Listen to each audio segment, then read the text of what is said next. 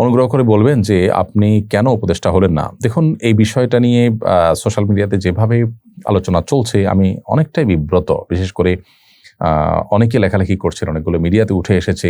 বিষয়টাকে অনেকে যেভাবে চিত্রায়িত করছেন আসলে এরকম না। আমি একটু খোলাসা করি।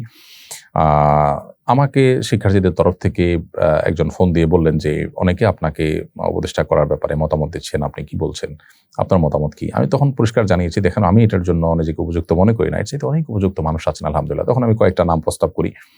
এর মধ্য থেকে তারা আ বিভিন্ন ক্রাইটেরিয়া বলেন। সেই ক্রাইটেরিয়ার আলোকে ডক্টর আহমদ খালেদ হোসেনের নাম বলি। তখন তারা উনার নাম্বার চান, আমি নাম্বার দেই এবং পরবর্তীতে উনার ব্যাপারে দেশের বড়, বড় ইসলামিক দলগুলো, বড়, বড় নেতৃবৃন্দের সাথে আলাপ হয়েছে তাদের সবার পক্ষ থেকে পজিটিভ রিপ্লাই পেয়েছে।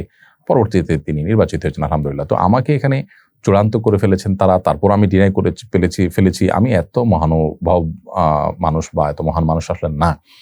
পদের বা দুনিয়ার মোহ অন্য ১০ জনের মতো আমার মধ্যেও আছে। আমাকে যেভাবে আপনারা অনেকে মহান করে দেখাচ্ছেন, এটা আপনাদের মহানুভবতা বা আপনাদের সুধারণা ছাড়া কিছুই নয়। কোনো, কোনো ক্ষেত্রে এটি কিন্তু বাড়াবাড়ি বা অতিরঞ্জনের পর্যায়ে চলে গেছে। আমি নিজেই আসলে কিছুটা বিব্রত। বিষয়টি আসলে জানাজানিই হতো না, কিন্তু আলেমদের একটা ফোরামে এটা নিয়ে পরামর্শ হয়েছে। সেখান থেকে আসলে কেউ, কেউ সোশ্যাল মিডিয়াতে লিখেছেন, সেখানে থাকা আলেমদের কেউ, কেউ। আবার এটা যখন আমার সাথে ফোন আলাপ হয়, তখন সামনে কয়েকজন ভাই ছিলেন। এখান থেকেও জানাজানি হয়েছে।